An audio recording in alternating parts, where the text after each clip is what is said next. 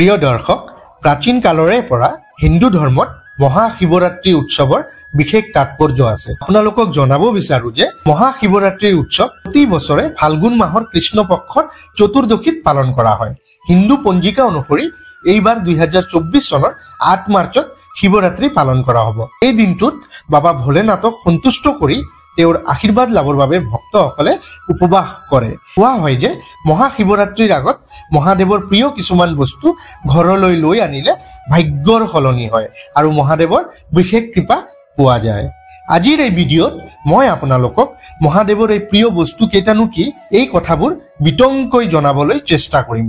সেয়ে আপোনালোকে ভিডিঅ'টো গুৰুত্ব সহকাৰে শেষলৈকে চাই থাকক। প্ৰিয় দৰ্শক, আপোনালোকে চাই আছে আপোনালোকৰ মৰমৰ চেনেল আমাৰ নিয়ম চেনেললৈ আপোনালোক সকলোকে স্বাগতম জনাইছো। মহাদেৱৰ প্ৰিয় কিছুমান বস্তুৰ ভিতৰত 1 নম্বৰ বস্তুটো হৈছে শিৱলিংগ। মহাশিৱৰাত্ৰিৰ দিনা ঐশ্বৰিক শিৱলিংগ সৃষ্টি হৈছিল। সেইদিনা পাৰা বা ৰত্নেৰে নিৰ্মিত শিৱলিংগ ঘৰলৈ আনি ৰীতি নীতি অনুসৰি এই শিৱলিংগক পূজা কৰি আপোনাৰ ঘৰত স্থাপন কৰিব আৰু নিয়মিতভাৱে এই শিৱলিংগত পানী আগবঢ়াব। প্ৰতি সোমবাৰে আপুনি এই শিৱলিংগক পূজা কৰিব।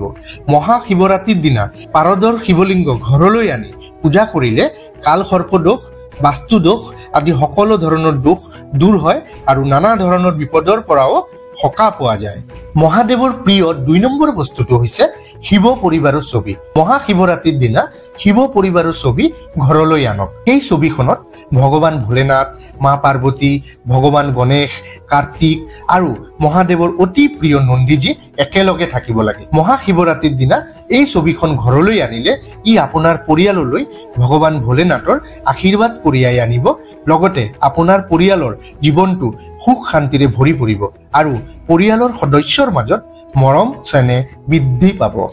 মহাদেৱৰ 3 নম্বৰ প্ৰিয় বস্তুটো হৈছে একমুখী ৰুদ্ৰাক্ষ। ৰুদ্ৰাক্ষ ভগৱান শিৱৰ অতিকৈ প্ৰিয় আৰু তেওঁৰ গহনা।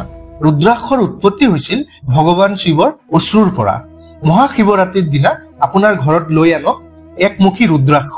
এই ৰুদ্ৰাক্ষ আপোনাৰ ঘৰত থাকিলে আপুনি বিভিন্ন বিপদৰ পৰা সুৰক্ষিত থাকিব।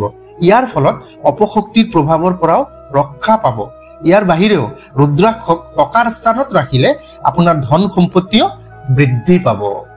মহাদেৱৰ 4 নম্বৰ প্ৰিয় বস্তুটো হৈছে ৰূপৰ নন্দী মহাৰাজ। নন্দী মহাৰাজ ভগৱান শিৱৰ আটাইতকৈ প্ৰিয়।